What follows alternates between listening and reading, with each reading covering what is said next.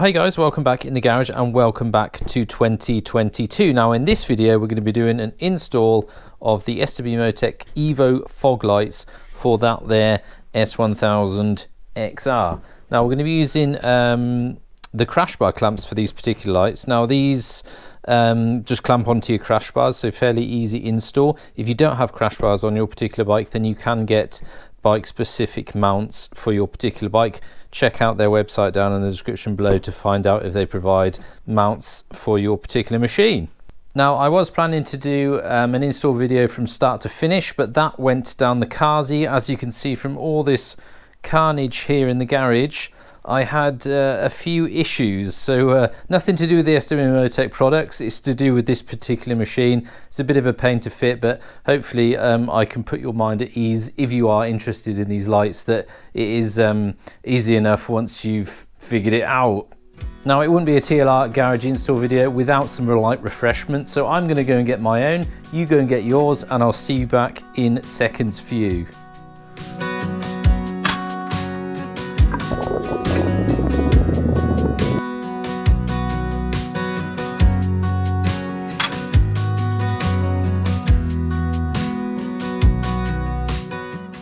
Now in the kit you get obviously two LED fog lights, two crash bar clamps, and the wiring harness to wire it into your bike's electrics. Now the crash bar clamp itself comes with this bracket here and various sort of spacers and adapters depending on the size of your crash bars in diameter. They can accommodate for a lot of sizes, so that all comes with the adapter kit itself, or the clamp kit itself. Now the spots themselves screw directly into the top of the clamp, and you can orientate these however you want. You can turn these 360 degrees. There's 4 different mounting points on them, so you can pretty much mount them any way you want on your crash bar. I've gone for the top mount. Admittedly you can put them further down if you wanted to. You could mount them further, you could turn the clamp around and have the spot further out. But to be honest, I'd rather have them close to the bike. If the bike was to tip over, then the crash bar needs to do the job of stopping damage to the bike rather than the spotlight. Naturally it comes with all this wiring harness, so basically it connects straight to your battery down under your seat, wherever your battery is located. The correct cables for obviously running down the sides of the bike into both your spots.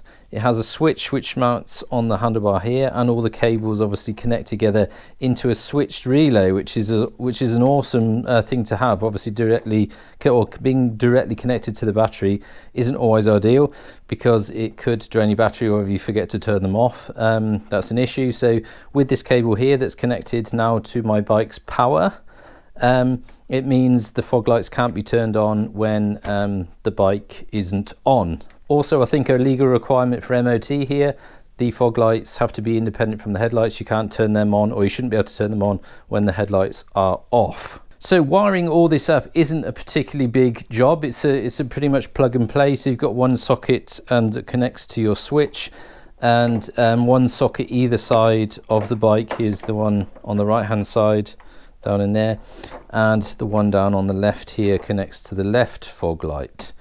A small cable here that connects to your bike's power via my cigarette socket, which we'll talk about in a sec. It was a bit of a disaster, but I managed to get that going. There's a relay here which I have to tuck inside the fairing. So nothing too much, not too difficult. It's just all the getting the wiring all in place, getting your body panel stripped off so you can get it all tidied up, so you've not got a big cable salad here under your tank, which we'll sort out in a second. But basically everything is connected up. I just wanted to make sure it was working. But the main issue I was having with the bike is that to run this cable here from the fog light up through the panel, up through the top of the bike, I wanted to take this whole panel off. Now the problem I was having is this panel here is all one piece, so I was wanting to remove this side paneling and maybe the top panel here as well, just so I can run the cables up tidily and sort of tidy them up underneath or up towards the top yoke to get it all nice and tidy. But the problem is with this bike, because I've got the crash bars on, removing this panel here as one, I'd have had to have removed the crash bars, because the panel or the crash bars actually go through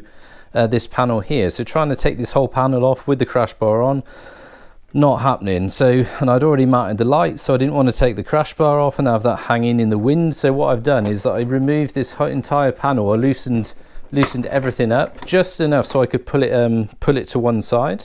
Then from the top, all I did was remove this panel. It's basically just 2 bolts inside your little sort of cubby hole at the top and 2 down at the front here, and that just then snaps off. So I then removed this screw here, which allowed me to sort of pull this panel enough to one side to get the main power cable down that's run through underneath the tank now, and this comes out underneath and is connected to the battery. So not really necessary to remove everything completely, but I was having a bit of a nightmare with it all, and yeah, didn't want all that on film. So now we're all in and good. The cable is out, run through underneath the panel, so I've just got this to tidy up at the front, which we'll do in a sec. Now, according to the instructions from the fog lights, for bikes without daytime running lights, you need to connect this switch relay, this green wire, to the positive cable on your tail lights. If you do have daytime running lights, they suggest to connect it to the positive cable of your low beam of your headlights. But taking all this gubbins apart, looking in around the front here, none of the cables are exposed, and I didn't want to be cutting off all the sheaths to these expensive LED headlights. So I do a bit of a trial and error. I do have this, or on the S1000, I do have this cigarette socket or power socket at the front of the bike here. So basically I'll just remove this panel here, which all you need to do for that is remove the screen first, and then inside there, I don't know if you can see it, not sure if you can, inside there's one screw which releases this plastic cover here, and you can then jimmy that out and you are good to go. It exposes the cable from the cigarette socket. So all I've done then is spliced this green cable into the positive cable from the cigarette socket, which is actually, I tried it on the brown one. I thought the brown would be positive, but it didn't work. So I had to go with red and green. So if you're interested, you can work it, you can power these lights or the relay socket, the relay switch cable from your cigarette socket or power socket on the front of the bike. So just to show you that it is all now in and working, ignition on, and then I should be able to turn on the fog lights. And then when the bike's power is then off, on BMWs the power stays on for a number of seconds before the relay actually cuts the power, but you can tell here obviously the lights are still on and the switch is still glowing, but that should cut out in a couple of seconds. So there you go, that's the relay clicked in. The power is now cut from the bike and all accessories, so we are good to go. So all I've got to do left now is sort of put the bike back together, tidy up all this mess here, and what we'll do is we'll get out on the road, we'll wait to see if it's a bit darker and see how much light these actually illuminate. Not that the bike, the S1000 for 2021, not that the lights are bad in the dark, and they're pretty good, but it's always nice to have a bit more light to be seen. So I'm going to put all this shizzle back together, and we'll get out for a spin and see how they perform.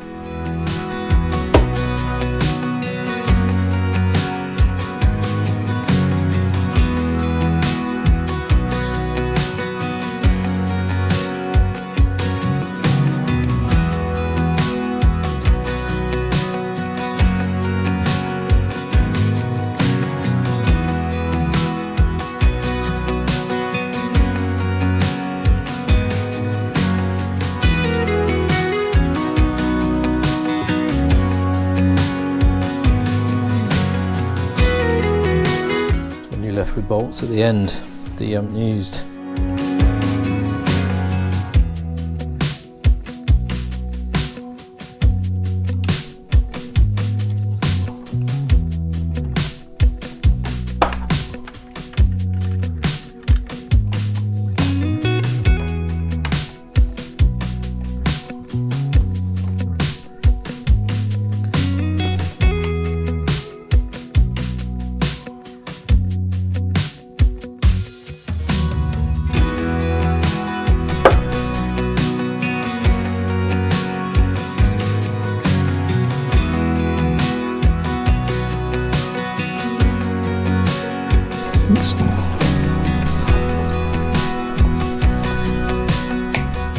That to go in there, I'll be happy as a pig in sh.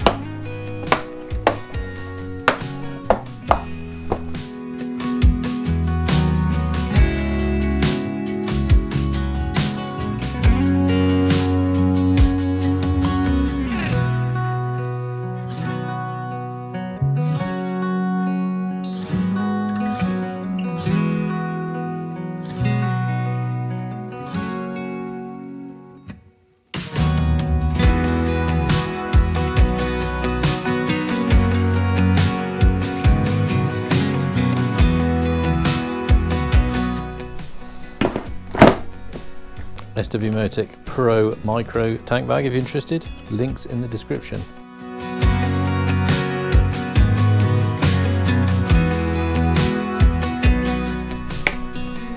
Gosh, only bloody finished. Looking swanky. Right, all done. Let's get outside, take it for a spin, see how it looks. So here we go, first sort of road test with the Evo Fog lights from SWMOTECH. Just fired about quickly on the garage door, sort of adjusting the height of them. Obviously you don't want to be having them higher than your low beam of your headlights, but I'll just throw them on now just to show you. They're under the headlights. So I just had to just mess about with the lines on the doors just to get the sort of rough average height. I don't know what the exact height is law-wise, but we'll see. I shall have to find out about that, I'm sure. So I find myself here, a nice dark road, to see how they perform. I'm expecting good things. So that's low beam on the XR, not bad at all. The headlights on this are pretty good. High beam, and now let's whack on the fogs. Oh, awesome. Blimey, that is a bright switch though. That's pretty that's quite annoyingly bright. Main beam off, so that's fogs and low beam, as I just blinded a runner there. Whoops, sorry pal. And that is the fogs off. Fogs on, fogs off. Perfect height, I would have said, that I've got them out now. They're not too high. They're actually, as I said, that would be neutral. They're lower than the low beam of my headlights, so that shouldn't be blinding anyone. As I said, I will have to probably look into that MOT wise on the sort of legal height of them. Another sort of legal aspect of these lights, they are European type approved, so there is a European stamp on them, so they can be used anywhere on the road in the EU. But obviously different countries may vary. Now definitely for Germany, fog lights, and they are a fog light, in theory, or not in theory, it is an actual law, fog lights are only allowed to be used sort of when the visibility becomes bad, so i.e. when it's foggy or, you know, slashing down with rain, visibility is awful, then you can put your fog lights on. So I'll just flick in between off and on. So that is off. Still pretty good visibility, but I love it when they're on. You can see much more to the left and right, so I like. Yeah, as I said, I may have to check with our sort of German TÜV, our MOT, on what's the legal height of the fog lights. But as I said, they're supposed to be only used in low visibility. Nobody complaining as yet of the oncoming traffic that I'm blinding anybody, but I'd imagine they are pretty bright. So now we'll flick on to main beam. So that's all lights on. That is illuminating everywhere. No danger of not being seen, which is good. It's a bit of a shame actually, although that law is, you know, here in Germany that you're only allowed to use fog light obviously when visibility is poor and i.e. foggy, kind of more sort of directed towards cars, because obviously they are fairly bright on cars and they can be dazzling front or rear. But you know, not that the XR headlight is bad, as I said, but on some bikes, you know, lighting can be fairly awful. So you could argue that if your bike had a naff headlight, that you should be allowed to use them, especially if they're set at the correct height and they're not dazzling to the oncoming traffic. Why can't you have them on? I don't get it. But obviously some boffin sat behind a desk has come out with that weird and wonderful idea. Although I do find the LED light on the switch fairly irritating. You do kind of get used to it, so not too bad, but they could have made that slightly less bright. Is that good English? Slightly dimmer. I will turn them off now as we're getting into the tan.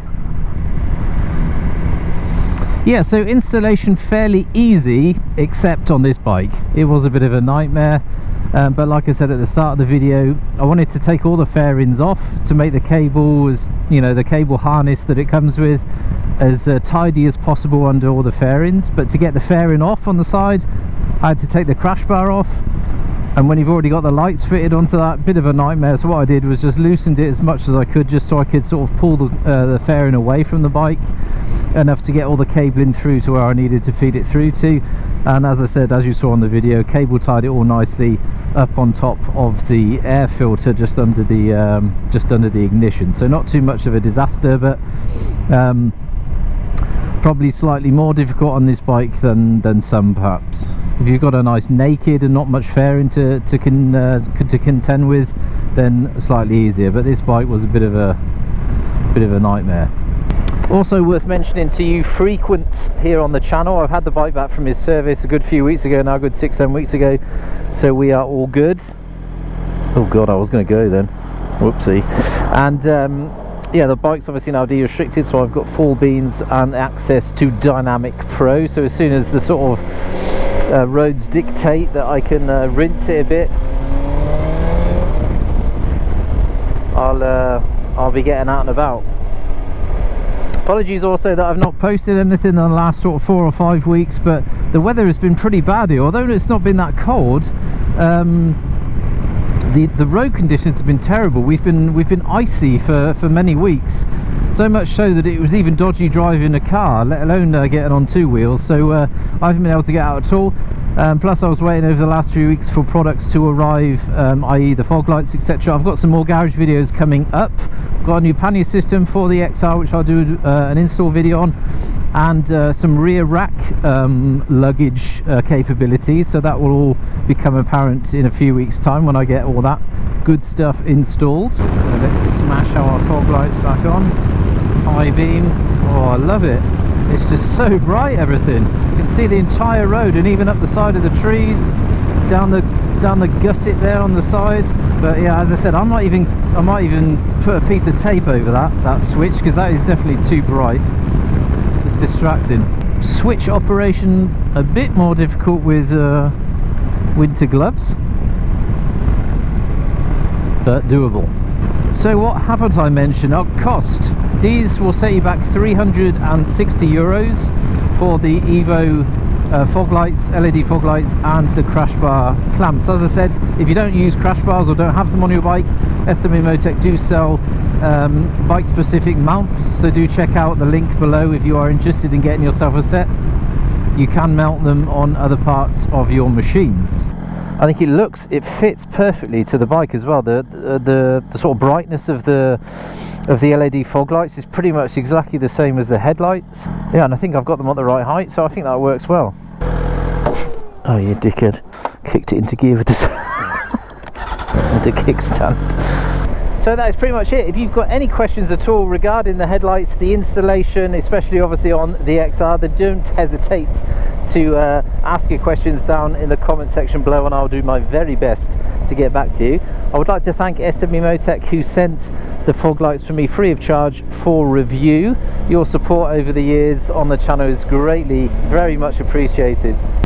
Also like to thank my buddy AMC over at AMC's garage. I got to a certain point where I was kind of weeing everywhere with fright and worry that I was going to be cutting in all kinds of wrong cables, cutting sheath off headlight cables that I didn't want to do at all on expensive LED headlights. Gave him a buzz. He gave me a few tips and tricks and helped me out no end, so thanks to Andy for digging me out of the hole that I got myself into. Other than that, if you like the video, then be sure to leave me a like before you bugger off. If you didn't like it, then leave me a dislike by all means, but be sure to leave me a comment down below with your comments, questions, queries, thoughts, whatever's on your mind. In the meantime, I have been Sean. I shall see you in the next one. Take it easy. See you out there.